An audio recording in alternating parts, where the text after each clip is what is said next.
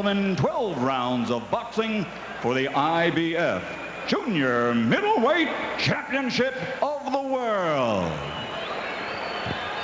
Introducing first, fighting out of the blue corner.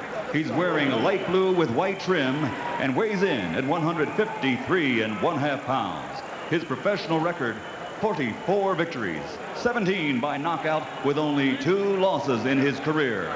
Ladies and gentlemen, here is the challenger, the pride and joy of Mount Vernon, New York, Larry "Nofi" Barnes. And his opponent across the ring, fighting out of the red corner, wearing red trimmed with black and weighing in at 153 pounds. His professional record, 71 victories, 61 knockouts. Also with only 2 defeats in his career, he comes to us from Navajo, Mexico. Damas y caballeros, here is the IBF Junior Middleweight Champion of the World, Yori Boy Campas.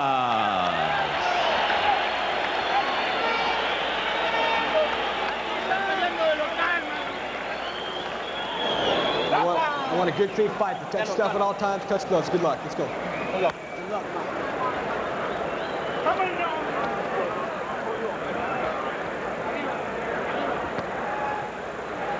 And if Campas wasn't tough, he wouldn't be here. So I guess we have to find out who's the toughest guy here. Larry, could there be any fighter in the sport who's won 71 times, 61 knockouts, lost only twice, and made less of a blip on the public graph than Yori Boy Campas?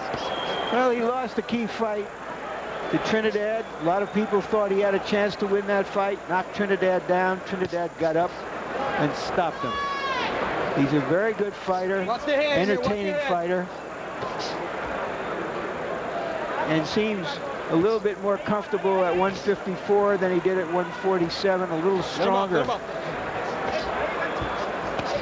Campas waiting his turn in the Oscar De La Hoya sweepstakes. Of course, he's up at 154, has no plan to come down to 147 anytime soon, so in all likelihood he must wait until De La Hoya chooses to come up to his weight level.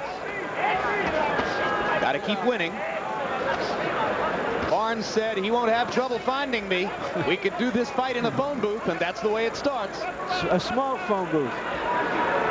That Yori Boy's got some confidence now. At first, came into the country, got passed around a lot, lost his confidence, but now he's back on full cylinders now. He can do nothing wrong these days. And he's been working the last 3 or 4 fights with Miguel Diaz, trainer from here in Vegas, who has a growing reputation for doing a world of good with still developing fighters. Diaz said, we'd like to get Yori Boy to occasionally avoid some of the incoming. Yeah, he said if we could get him to miss 2 of his opponent's 10 shots, we'll be making significant progress. But he's doing a good job here of smothering Barnes. But that takes a lot of energy. And believe me, to continuously smother a guy like that, you got to have a lot of fights in your tank. Oh, but the left hooks to the side. Yeah, left by Yori Boy. Left hooks to the flank by Campas, one of his favorite punches.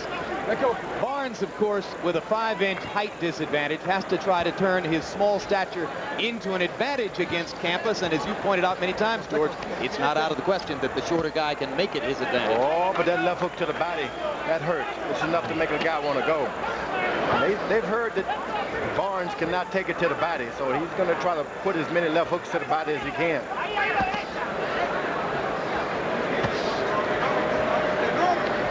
When you're shorter, you want to make the taller guy reach down into your territory. When he reaches down, just throw anything up. You can't miss him. This is the last fight before the main event. Julio Cesar Chavez and Oscar De La Hoya going into the final stages of their preparation now to enter the ring in the night's big show. Watch the heads. Watch the heads.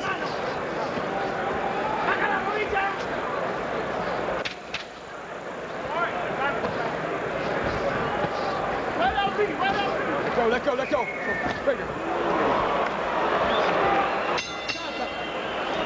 Round 1. This one could end at any second. And just a short time ago, referee Richard Steele, refereeing Oscar De La Hoya for the 5th time, and Julio Cesar Chavez for the 8th time, gave De La Hoya his pre-fight instructions. Obey my command, no pushing, no wrestling. You score a knockdown, you go to the neutral corner, you remain there till I tell you to come out, all right? Stay in the corner. You score the knockdown, do not hit your opponent when he's on the ground, all right? Any questions? I have a question. Yes. What was the question? Question, as it turns out, was about low blows, Larry. The De La Hoya folks wanted to know what Steele's interpretation of low blows would be. Steele's identity, of course, forever linked to that of Chavez, because he was the man who made the key decision in Chavez's most famous and memorable victory, the knockout of Meldrick Taylor with 2 seconds to go when Taylor had won the fight on the scorecards.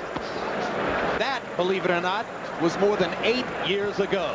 Yeah, and this is the 3rd time since that time that he has refereed a Chavez fight. Barnes is doing a good job of staying close and throwing shots upstairs. If he can keep that up for a while, he'll be okay. Just don't stick your head up. It's like a turtle. You just can't get up there.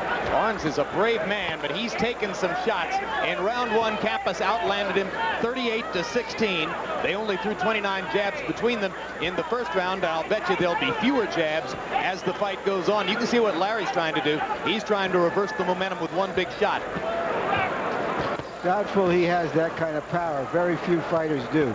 Yeah, but when you're low like that, you can reach up and do a lot of things that a taller guy can't. Make the guy duck, because you have to drop your hands when you reach down. Campas backing Barnes up with a left hook, and in stunning him with a straight right-hand shot. Barnes spent most of his career as a welterweight. It's going to be interesting to see how much of this kind of punishment he can weather 7 pounds up the scale at 154. Ooh, the turtle is sticking his neck out too much now. Yeah, right now that crossroad looks like a dead end for Larry Barnes. Mitch Halpern may have to make some tough decisions very soon as Campas continues to pile on the punishment. If I'm Yori Boy, George, I go back to that left hook to the body that scored so much in round 1. But everything is working good for Yori Boy right now. Barnes has got to just stick his head down and just throw everything up. You can't miss him because his head is looking down. The top of it is not protected. Throw up there. And in response, Campas is throwing uppercuts. He landed a left uppercut and a right uppercut. Comes back with a double left uppercut. And gets to the body with what might have been a low blow, but Halpern didn't pull him apart. But that turtle, if you're going to fight, you can't stick your head up, not even to complain. You got to stay low. Barnes's right eye is swelling, and he's got a knot next to the left eye. Not to mention what's going on with his body. Don't punch. Step back. Step back. No picnic. Got to stay low. That was a good right-hand shot. Yep. That'll bring a cheer from Barnes's Mount Vernon High School swim team, all watching the fight together back home. Break. Rooting for Coach. There's a guy by the name of 2-ton Tony Galento fought Joe Louis like that. He stayed low. He almost changed history there a little bit by staying low. But if you fight this way, it's a good idea to be able to punch hard enough to hurt your opponent, and Barnes can't. Be surprised. Live to the locker room of Julio Cesar Chavez. Richard Steele again. This is for the WBC World Title fight. In order for him to win, he must obey all the rules and regulations. Yes, sir. Keeping all of his punches up. No kidney punches, no rabbit punches. Golpes atrás ni golpes en la nuca. Right. No wrestling, no pushing. No empujar, no amarrar. There's no 3 knockdown round. No 3 knockdowns in 1 round. There's no standing 8 count. No hay conteo de 8. He must protect himself at all times. Tienes que protegerse todo el tiempo. And allow me to know that he can protect himself and fight back. Dejarle saber a él que tú te estás protegiendo para continuar lo que quieres pelear. Yes, sir. In case Chavez has heard a variation of that, about 105 times before. the De La Hoya camp, you could see, did put Steele on notice about the low blows, and he let Chavez know about it. In round 2, Yori Boy Campas landed 60 punches to only 11 for Larry Barnes. 53 of the 60 were power shots. Ooh, that left hook to the body again by Campas. And I repeat, Mitch Halpern may have to make some tough decisions pretty soon. This is not going well for Larry Barnes, George. No, he's got to stay low, but at the same time, this Campas goes to the body good. I want him up. I want the punches up. Well, good warning if it relates to the low blow in the last round. That punch looked okay to me.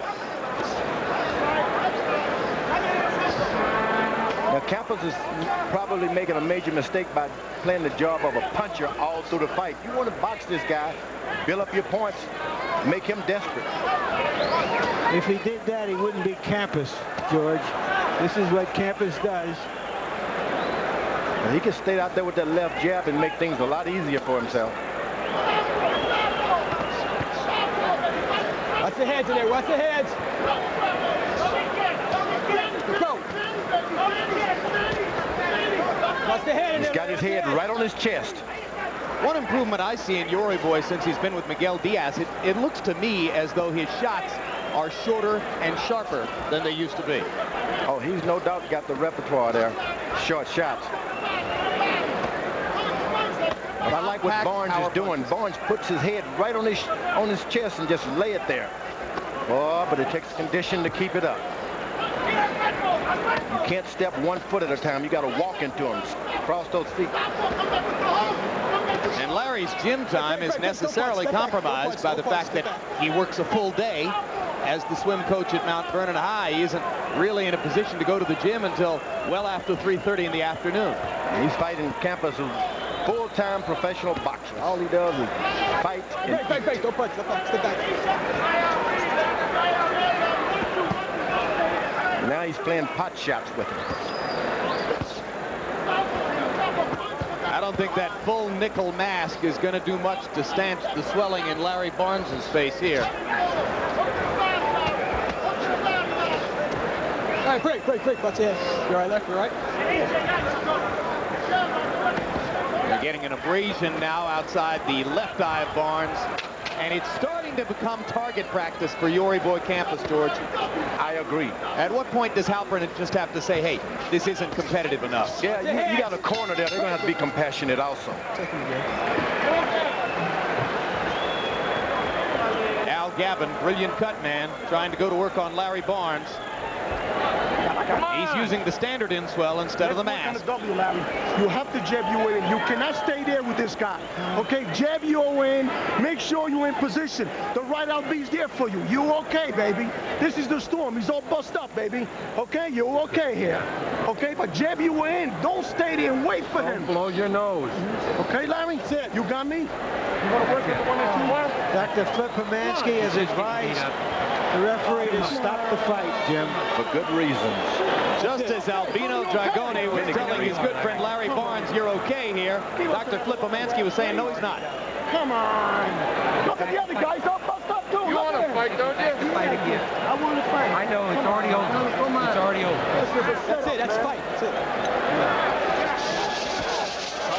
Doctor's got Well, Larry Barnes and Albino Dragoni won't agree, but in my view, that's a good stoppage. I think it was an okay thing to do. Yeah, before No, a very good thing. Yeah, here you can see Campas inflicting all that damage on Barnes. His next fight, theoretically, will be against mandatory challenger Fernando Vargas, who has been a professional for just 2 years and has never gone past 6 rounds. Diaz, his trainer, said, we'll fight him tomorrow as early as possible. We don't know that Vargas's handlers at main events want to do that right away. Final punch stat numbers in a wipeout victory for Yori Boy Campas, the 72nd win of his professional career. He landed 120 more punches than Barnes, almost all of that edge in power shots, threw 125 more punches, It's the 60% connect percentage which was sufficient to convince Homansky and Halpern that this fight didn't need to proceed. You can see that even in the jab category, Campas far superior to Larry Barnes. Let's go to Michael Buffer for the particulars. Ladies and gentlemen, at the end of the third round, Chief Ringside Physician Dr. Flip Homansky examined challenger Larry Barnes and advised the referee Mitch Halpern to call a halt to the bout. The official time comes at the end of round 3, the winner by TKO victory and still IBF Junior Middleweight Champion of the World, in Navajo, Mexico, Yori Boy Campas. Fernando Vargas is a tremendous prospect, Larry. If you were managing him, would you put him in with Yori Boy Campas right now? Not a chance, although he has the kind of talent that could win the fight. But I don't know what the rush is. He could take a beating from this guy across 12 rounds, having never gone half that distance. No way. Let's go back up to James Brown now and get ready for the main event.